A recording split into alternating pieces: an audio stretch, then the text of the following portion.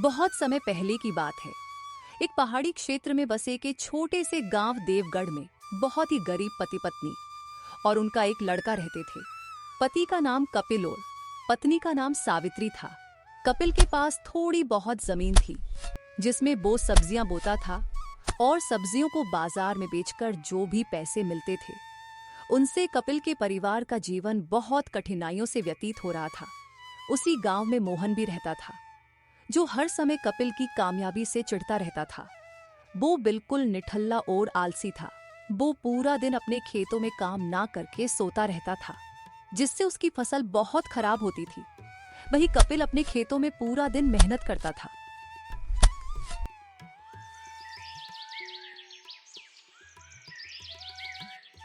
शाम हो जाती है लेकिन मोहन अभी तक सो रहा था। कपिल अपना सारा काम निपटाकर मोहन के पास आकर बोलता है, मोहन भाई, अरे ओ मोहन भाई, पूरा दिन सोते ही रहोगे या फिर काम भी करोगे? शाम हो चुकी है और तुम अभी तक सो रहे हो। मोहन पर कपिल की बातों का कोई फर्क नहीं पड़ता और वो खर्राटे मारता हुआ सोए ही जा रहा था। लगता है तुम नहीं सुधरने वाले। चलो ठीक है, मैं तो चलता हूँ, तुम आ जाना अपना काम निपटा कर। ये कहकर कपिल वहां से अपनी सब्जियों की टोकरी लेकर घर को आने लगता है। घर आकर कपिल अपनी पत्नी से बोलता है, भाग्यवान, आज तो मैं बहुत थक गया हूँ और मुझे बहुत तेज भूख भी लग रही है। जल्दी से खाना लगा दो, कल सुबह जल्दी ही मुझे बाजार में सब्जियां बेचने जाना है। ठीक है जी, पहले आप खाना खा लो, फिर मैं और चिंटू खा लेंगे।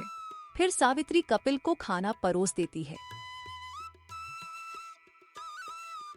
और फिर अभी लोग खाना खाकर सो जाते हैं। सुबह होते ही कपिल अपनी पत्नी से बोलता है, सावित्री, मैं जल्दी से बाजार जाकर ये सारी सब्जियां बेच आता हूँ, फिर बाजार से आकर मुझे खेत का काम भी निपटाना है।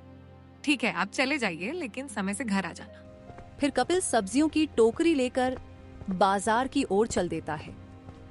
उसी बाजार में मोहन भी अपनी सब्जियां बेचता था, लेकिन उसे कोई भी सब्जियां खरीदनी पसंद नहीं करता था क्योंकि वो खराब सब्जियां बाजार में लोगों की उच्च दामों में सब्जियां बेचता था। वही कपिल से सभी लोग सब्जियां खरीदते थे क्योंकि कपिल ताजा सब्जियां सही दामों में बेचता था। कपिल की यही आदत लोगों की बहुत अच्छी लगती थी जिससे उसके पास भीड़ लगती रहती थी। वही मोहन के पास कोई इक्का दुक्का ही ग्राहक जाता था जिसके कारण मोहन कपिल से बहुत चिढ़ता था। उसे कपिल की ये उन्नति नहीं देखी जा रही थी। मन ही मन मोहन कपिल का धंधा चौपट करने के बारे में सोचता रहता था कि किस प्रकार इस कपिल का धंधा पट करूं जिससे लोग इससे सब्जियां ना खरीद के मुझसे सब्जियां खरीदे। थोड़ी ही देर में कपिल की सारी सब्जियां बिक जाती है। कपिल बहुत खुश था। फिर वह अपनी खाली टोकरी लेकर घर आ जाता है।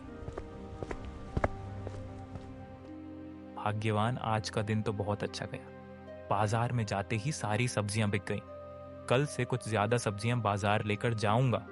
फिर तभी उसका लड़का वहां पर आ जाता है। फिर उसका बेटा श्याम बोलता है, पिताजी, मुझे पढ़ने के लिए नई किताबें चाहिए। हमारे पास एक भी किताबें नहीं है। अपने बेटे श्याम की बात सुनकर कपिल सोच में पड़ जाता है और फिर बोलता है, श्याम बेटा, तू चिंता मत कर, मैं तेरे लिए किताबें जरूर लेकर आऊंगा। फिर तू अच्छे से पढ़ाई करना और अच्छे अंक प्राप्त करके दिखाना। पिताजी, आप बहुत अच्छे हो। आप देखना, हम इस बार क्लास में एबल अंकों से पास होकर दिखाएंगे। ठीक है बच्चों, अभी तुम जाकर अपने दोस्तों की किताबों से ही पढ़ाई कर लो। कुछ दिन बाद तुम्हारे पिताजी मैं बेचू दूंगा जिससे हमें थोड़ी अच्छी रकम मिल जाएगी। ठीक है, अभी आप जल्दी से खाना खा लीजिए। मैंने आपकी फेवरेट सब्जी रोटी और कुछ पकौड़ियां भी बनाई हैं। फिर सावित्री कपिल को खाना परोसती है। अरे भाग्यवान, ये पकौड़ियां तुमने बनाई है क्या? हाँ, क्यों, क्या हुआ, आपको अच्छी नहीं लगी क्या? नहीं भाग्यवान, पकौड़ी तो बहुत अच्छी और स्वादिष्ट बनी है। जी कर रहा है खाते ही रहूं। अगर आपको अच्छी लग रही है तो और ले लो, मैंने और भी पकौड़ियां बनाई है। नहीं भाग्यवान, बस ये ही काफी है। बाकी सुबह खेत को जाते समय खा लूंगा। फिर सभी खाना खाकर सो जाते हैं। फिर अचानक से सुबह के 4 बजे आसमान में बहुत तेज बिजली कड़कने लगती है और थोड़ी ही देर में बहुत तेज बारिश भी शुरू हो जाती है। बिजली की कड़कड़ाहट सुनकर कपिल की आंख खुल जाती है। फिर वह अपनी पत्नी को उठाता है। अजी क्या हुआ, आप इतनी रात को क्यों उठ गए? अरे भाग्यवान, देखो तो ये अचानक से इतनी तेज बारिश कैसे आ पड़ी। अगर ये इसी तरह 2-4 घंटे और पड़ती रही तो मेरी तो पूरी मेहनत पर ही पानी फिर जाएगा। मुझे तो बहुत डर लग रहा है। जी तुम चिंता मत करो, बस भगवान से प्रार्थना करो कि हमारी फसल सही सलामत बच जाए। बारिश की रफ्तार और बढ़ती ही जा रही थी। आसमान में जोर जोर से बिजली कड़क रही थी और बारिश रुकने का नाम नहीं ले रही थी। बहुत देर तक इसी तरह तेज हवाओं और बिजलज की कड़कड़ाहट के साथ बारिश जोर जोर से बरसती रहती है। उधर मोहन बारिश को देखता हुआ बहुत खुश हो रहा था। अरे आप इंसान हो या पजामा, इधर बारिश से हमारी फसल बर्बाद हो चुकी होगी और आप है कि अपनी ही फसल बर्बाद होने पर खुश हो रहे हो।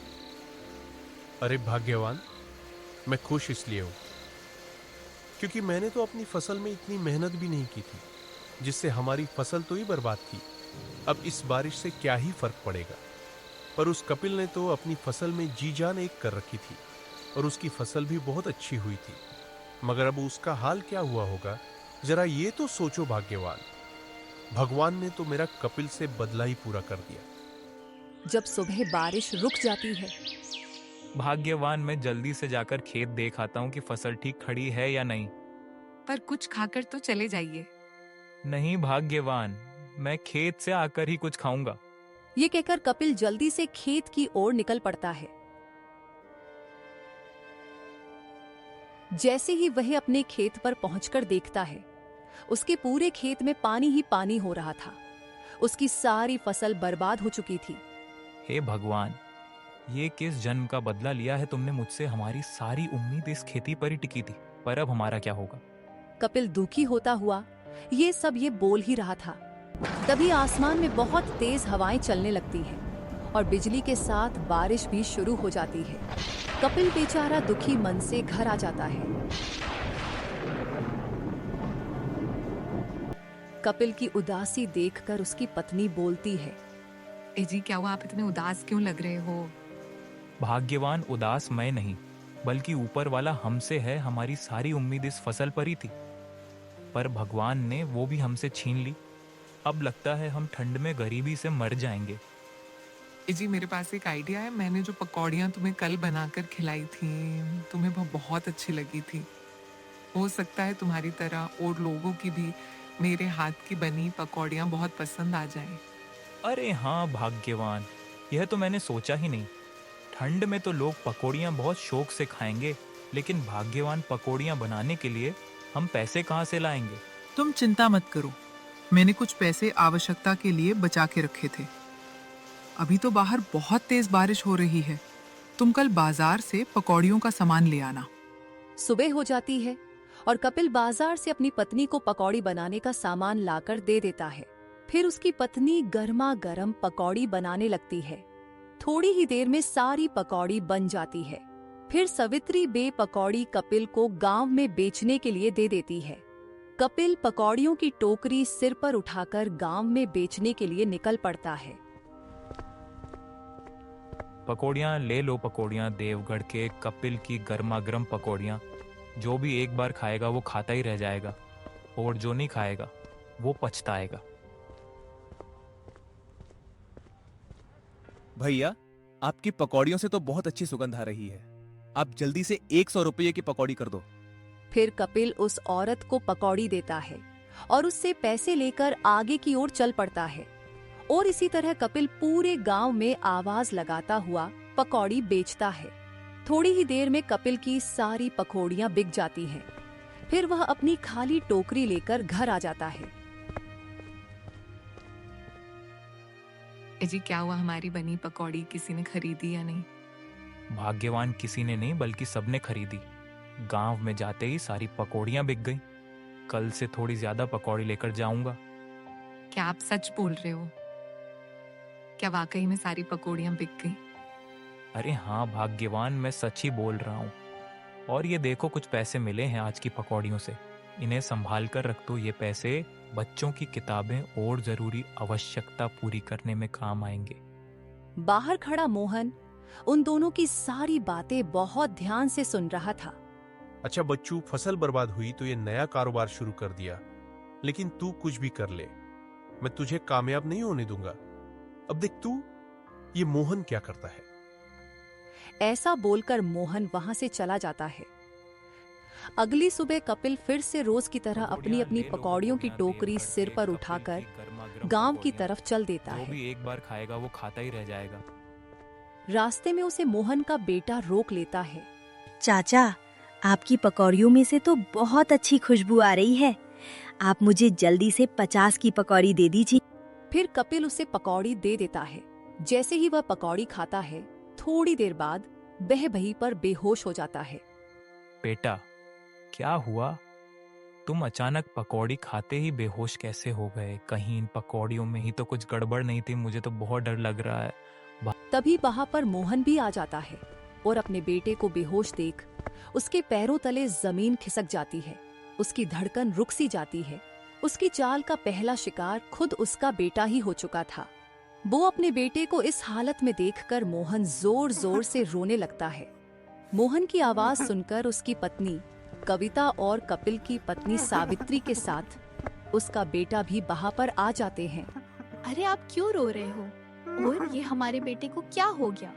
ये ऐसे क्यों पड़ा है? भाग्यवान, मुझसे बहुत बड़ी गलती हो गई। आज मेरे कारण ही मेरे बेटे की जान चली गई।